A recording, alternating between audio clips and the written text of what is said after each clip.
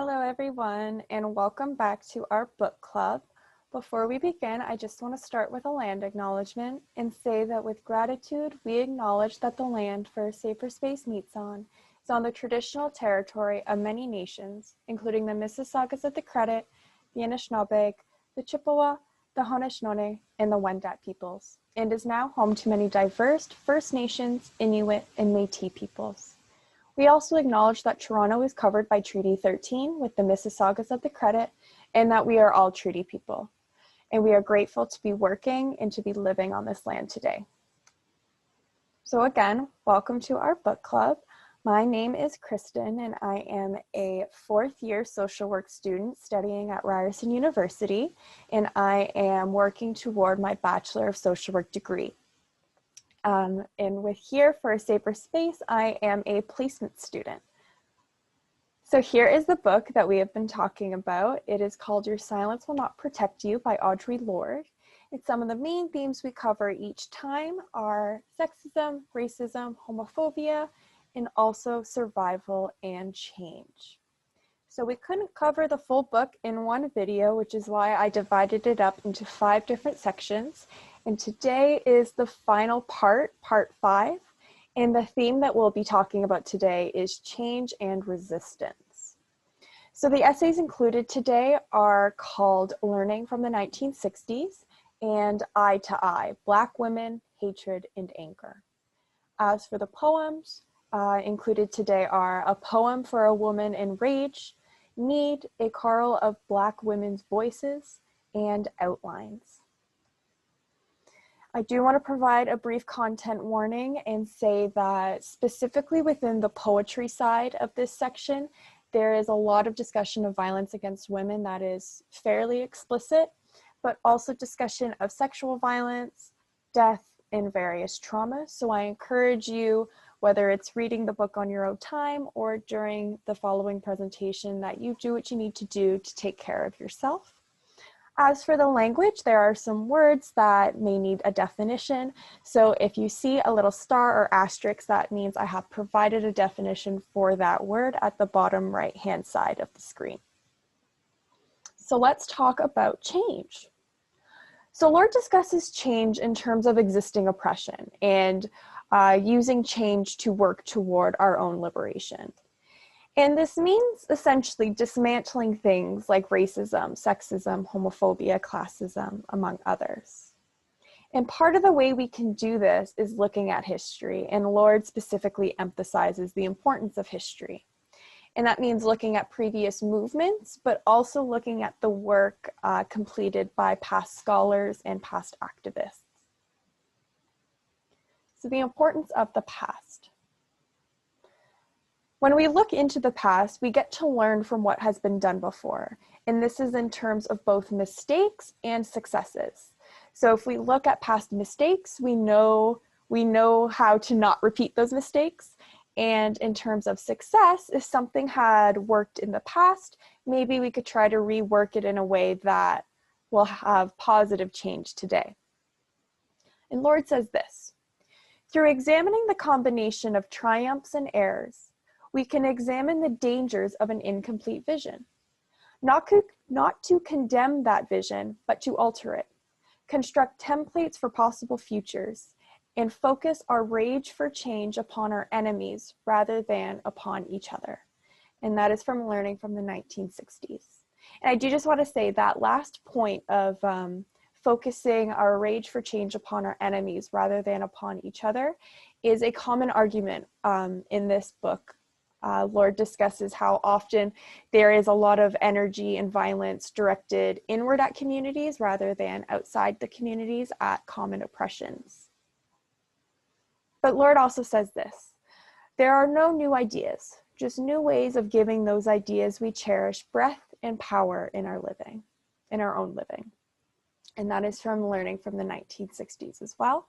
And I like this too, because it means the conversations we're having today likely occurred in some way in the past as well. So by looking at the past, we can come up with new ways to incorporate those ideas and that power into today. But there's also importance of the present. The present is just as important in terms of change as the past, because change can begin anytime, and there is really no better time than right now. So this involves resistance of current norms. So we learn of these norms through our own survival and our own experiences. And so what I mean by this is that aspects of racism, sexism, homophobia, classism, among others, have been normalized in our society. And it isn't until we live through it and we experience it that we acknowledge that these norms exist. Once we acknowledge that these norms exist, we can begin to resist them. So before we can resist, we have to survive. And this was what Lorde says. One of the most basic Black survival skills is the ability to change, to metabolize experience, good or ill, into something that is useful, lasting, effective. 400 years of survival as an endangered species has taught most of us that if we intend to live, we had better become fast learners. And that's from learning from the 1960s. So this is an example of how Lorde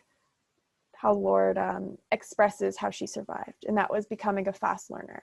So becoming a fast learner, you learn the harm that these social norms carry, and then once we know them and learn of them, that is when we can resist. So here is part of her poem entitled Outlines, and I think this poem is a really good representation of survival, resistance, and change. So I just want to read it quickly. A Black and white woman charter our courses close. In a sea of calculated distance, warned away by reefs of hidden anger, histories rallied against us, the friendly face of cheap alliance. In this treacherous sea, even the act of turning is almost fatally difficult, coming around full face into a driving storm, putting an end to running before the wind. So here, Lorde is acknowledging the history between Black women and white women and how that history is strained. This is a history that Lorde suggests should be looked at deeper. Specifically, in other parts of the book, she discusses the exclusion of Black women within feminist communities by white women. And in that context, it's a history that should be focused on more and taken a deeper look into. But in terms of this poem, despite the history, both of these ships are fighting similar storms, and these similar storms are representative of real-life oppressions. So once going through this storm, hypothetically in a ship, we actually learn how to better prepare for the next one. And that is how resistance is kind of working. So once we live and survive in this world, no matter how harmful it is, it does give us knowledge and information on how to resist it when that next storm comes in. And I think that is a really good representation of how change can happen. We have to survive, we have to learn, and we can resist, and then change can happen. But it doesn't always happen that linearly. So why is changing oppression so difficult? This is a loaded question in itself, but Lorde suggests that this kind of change is difficult because there is no one simple, easy solution. She says, the answer to cold is heat. The answer to hunger is food. But there is no simple monolithic solution to racism, to sexism, to homophobia. And that's from learning from the 1960s.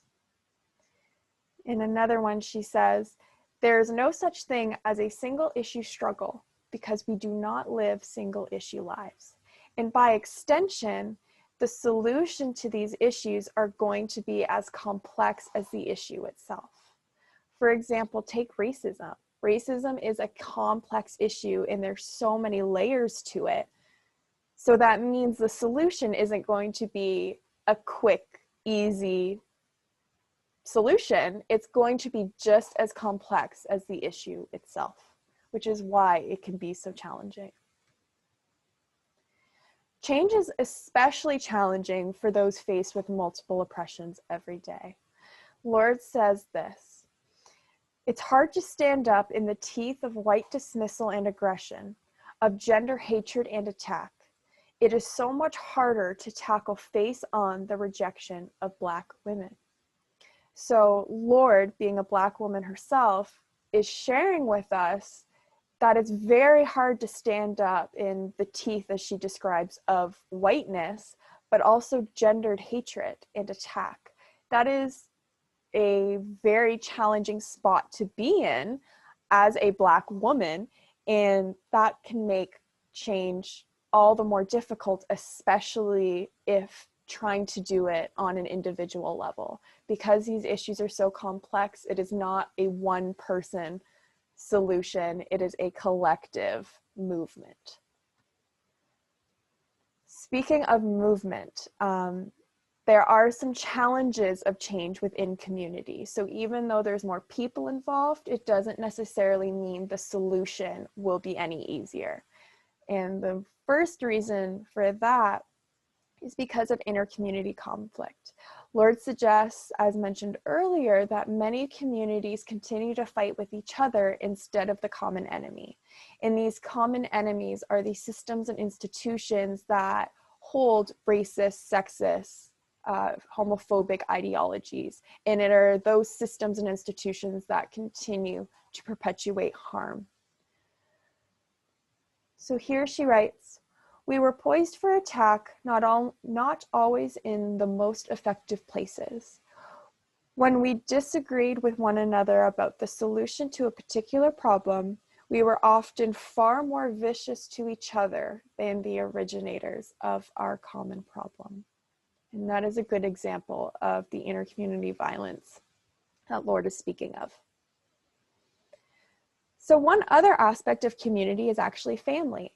And families are, in many ways, just another version or function of a community. But it still makes challenging change difficult.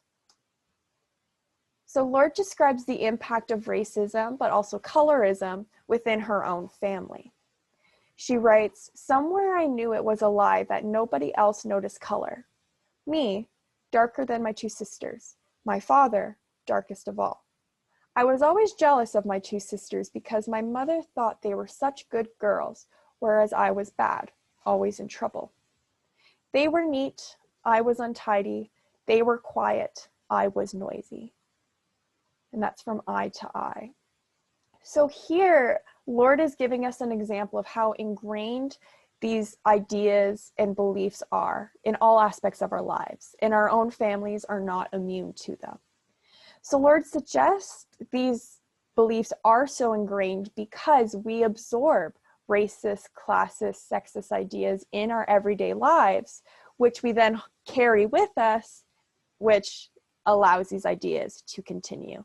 And it is those ideas that we need to resist. But it is very, very challenging. It's very challenging to even be aware of some of the unconscious biases and beliefs that we have, and it can be challenging to dismantle them and to move beyond them as well. So Lorde shares with us how she was taught to survive and to resist from her family, namely her mother. She says, "My mother taught me to survive from a very early age by her own example. Her silences also taught me isolation, fury, mistrust, self-rejection, and sadness. My survival lay in learning how to use the weapons she gave me, also to fight against those things within myself, unnamed. And survival is the greatest gift of love. Sometimes for Black mothers, it is the only gift possible." So here, Lorde is acknowledging the internal work that has to be done. And she says this, that at the time growing up, that her survival lay in learning how to use these weapons she gave me, also to fight those things within myself unnamed. So a lot of these biases and beliefs are unnamed within ourselves, which does make it more challenging to recognize. So Lorde is discussing She's talking about reshaping our own beliefs and our own biases within this section. And she does this even though she doesn't talk specifically about the weapons and strategies her mother taught her. It was her family and how she was raised that was the basis of this survival skill for her. So again, survival will lead to resistance and hopefully change will follow soon after.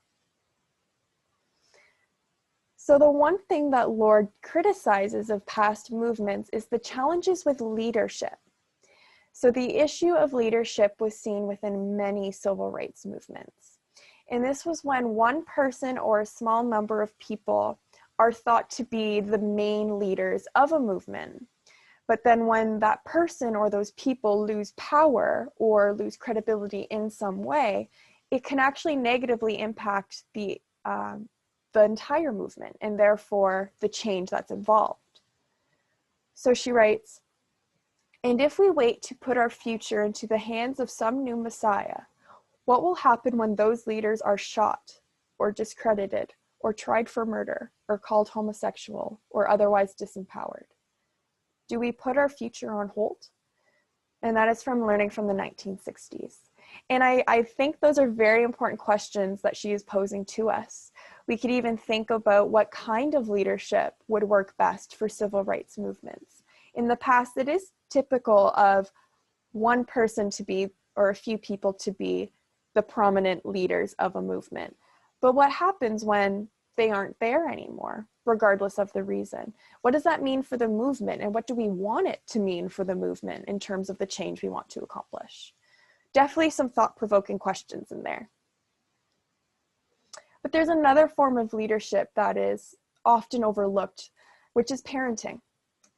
And Lorde suggests that raising children is a great opportunity to instill some kind of change, especially within your family unit. Because you basically get to teach your children what you wish you had known at that age, or some of the things that you understand better now and can now explain to a child. She writes, "Racism and sexism are grown-up words. Black children in America cannot avoid these distortions in their living and too often do not have the words for naming them. But both are correctly perceived as hatred." And that's from Eye to Eye. And she brings up a very good point. If children experience an experience of racism, of sexism, homophobia, etc., but don't have the name to name it, it is correctly perceived as hatred, but without the name, it is quite possible that that hatred based on gender, sex, color, anything, will continue. But if you give it a name, it makes it easier to talk about and a little bit easier to understand. So in this case, Lorde is talking about teaching your children early about sexism and racism to not only prevent the spread of this hatred that we see, but to also have these conversations early. But Lorde also suggests that children should be our motivation for change, in that we should ensure that future generations aren't facing the same struggles that we are today. She writes, "A piece of the price we paid for learning survival was our childhood. We were never allowed to be children. It is the right of children to be able to play at living for a little while. But for a Black child, every act can have deadly serious consequences, and for a Black girl, even more so." So she's talking about specifically Black children here, and that future generations shouldn't have to endure the same violence that is being seen today. It should be our motivation for change, and that future generations will hopefully have a better life. In this context, will hopefully be able to live a fulfilled childhood. But that can't happen until we change. We have to change something. And our children, but also our futures, should be the motivation for that. So within change, there are many uses of the self, but specifically to politics. Lorde encourages us to pay attention to politics in terms of who's in power, but also who's making decisions. Here she writes, decisions to cut aid for the terminally ill, for the elderly, for the dependent children, for food stamps, even school lunches, are being made by men with full stomachs who live in comfortable houses with 2 cars in up-teen tax shelters. None of them go to bed hungry at night. And this is a very good point to bring up. Who is making decisions, and what kind of information do they have while making these decisions? So changing who is in power, or to at least become aware of decision makers, is a really good start. Once we are aware of how our policies and politics work, we can then start to think of ways we'd like to change that for better collective movements and also better collective change. There are some things we can do individually, though, to promote change, and this is because we all have a stake in change. We also all have a stake in resistance of racism, sexism, and homophobia. Here she writes, within each of us, there is some piece of humanness that knows we are not being served by the machine which orchestrates crisis after crisis and is grinding all of our futures into dust. So Lorde is suggesting that we know change has to happen, that we do live in countries that use systems that orchestrate many crises. And we're seeing so many crises, but we're not seeing a lot of solution. So that is a good indication of where change needs to happen. And so that is something that we should think about when thinking about in terms of our voting, for example, but also in how we would like to live out our own lives.